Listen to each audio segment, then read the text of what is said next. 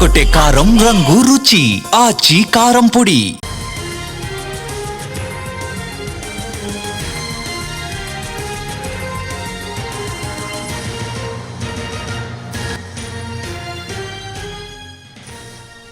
Jubilee Hills assembly నియోజకవర్గంలో polling కు భారీ ఏర్పాట్లు చేస్తున్నారు ఎన్నికల సంఘం అధికారులు. ఇవాళ రాత్రికి అన్ని ఏర్పాట్లు పూర్తవుతాయన్నారు ఎన్నికల అధికారి ఆర్వి కర్ణన్.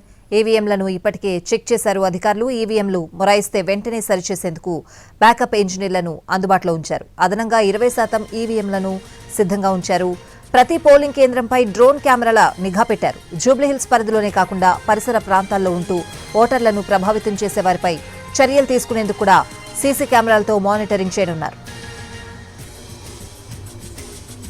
జూబ్లీహిల్స్ లో మొత్తం 407 పోలింగ్ కేంద్రాలను ఏర్పాటు చేశారు. ఎలాంటి అవాంఛనీయ ఘటనలు జరగకుండా భారీ బందోబస్తు ఏర్పాటు చేశారు. 1600 మంది లోకల్ పోలీసులతో పాటు 800 మంది కేంద్ర బలగాల సిబ్బంది భద్రతా విధుల్లో ఉంటారు.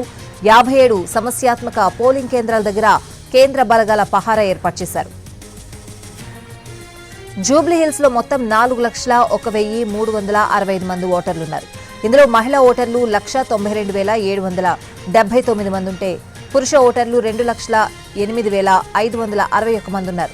బరిలో మొత్తం 58 మంది అభ్యర్థులుంటే కాంగ్రెస్, బీఆర్ఎస్, బీజేపీ మధ్య ప్రధానంగా పోటీ నెలకొంది.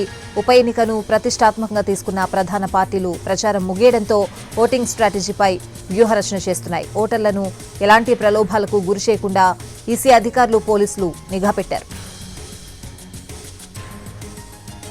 జూబ్లీహిల్స్ లో రేపు పోలింగ్ సందర్భంగా మంత్రులతో సమావేశమై చర్చించారు సీఎం రేవంత్ రెడ్డి. మరోవైపు బీఆర్ఎస్ పార్టీ తరపున పోలింగ్ కేంద్రాలకు వెళ్లే ఏజెంట్లతో కేటీఆర్, హరీష్ రావు తెలంగాణ భవన్లో సమావేశం కానున్నారు.